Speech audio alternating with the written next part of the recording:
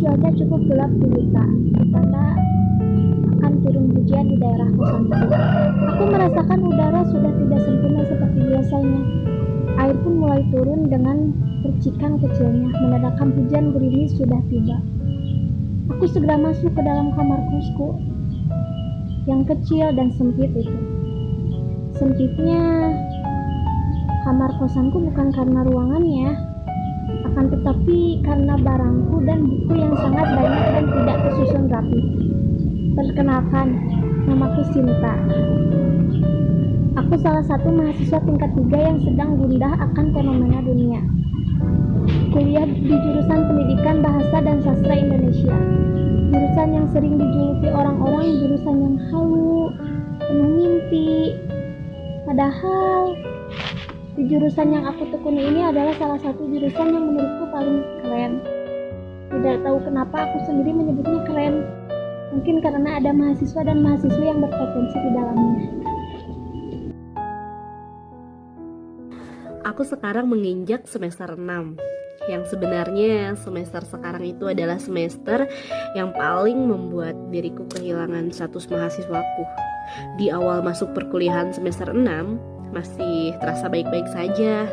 Aku mengikuti perkuliahan sangat semangat. Walaupun terasa berat karena di semester sebelumnya aku dan keluargaku mengalami duka yang mendalam. Tuhan berkata lain perihal umur. Nabi Ijroil lebih dahulu mengambil nyawa ibuku. Aku pun terpuruk selama 1 bulan lebih dan merasakan kehilangan yang sangat mendalam. Sampai akhirnya aku larut dalam kesedihan. Ternyata kehilangan orang yang sangat berarti di dalam hidup kita ini adalah salah satu penyakit hati yang sulit terobati. Karena tidak ada obat sebagus apapun kecuali kita dapat mengobati diri kita sendiri. Kita harus menjadi orang yang sabar dan ikhlas. Kesedihanku akhirnya aku pendam dan cepat berlalu. Ketika sudah memasuki semester 6, aku rasa tidak baiklah terlalu bersedih yang sangat berlebihan. Aku pun menjalani rutinitasku dengan kembali bersemangat lagi. Dan aku pun memasuki kuliah semester 6. Banyak kejadian yang tak terduga lah di semester kemarin maupun di semester sekarang di dalam hidupku. Atau mungkin bisa jadi di dalam hidup semua orang. Di tahun 2020 ini, masyarakat Indonesia mulai mengenal adanya wabah pandemi corona atau yang biasa kita sebut dengan COVID-19. Awal datangnya virus corona ke Indonesia, masyarakat Indonesia menganggapnya ya biasa-biasa saja, bahkan menyepelekan hal ini. Sampai akhirnya ada satu kota di mana masyarakatnya yang terinfeksi virus corona ini. Dan saat itulah masyarakat Indonesia mulai takut dan gelisah akan hal ini. Bahkan tidak hanya 1-2 orang saja yang terinfeksi virus ini, sampai ada yang meninggal dunia akibat keganasan virus corona ini.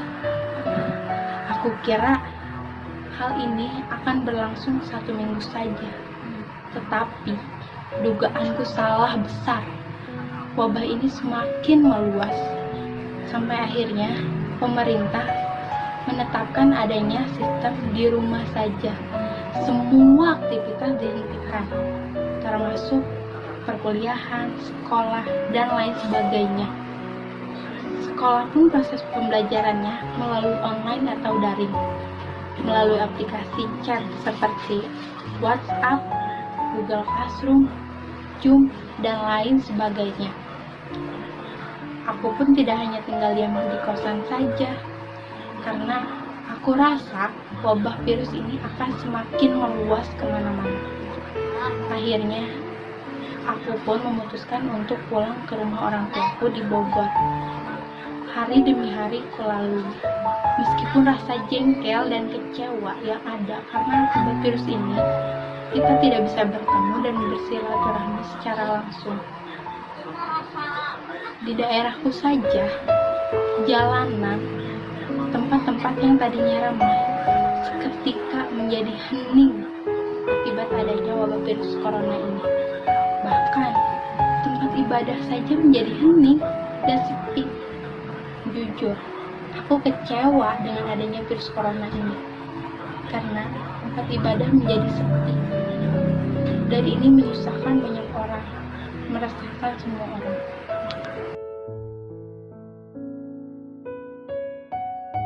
Tetapi tempat ibadah saja sampai sepi, seperti masjid di dekat rumahku yang biasanya ada banyak orang ibadah, dan sekarang tidak ada satupun. Alasannya ya karena tidak boleh keluar rumah dan tidak boleh berkerumun lebih dari 5 orang.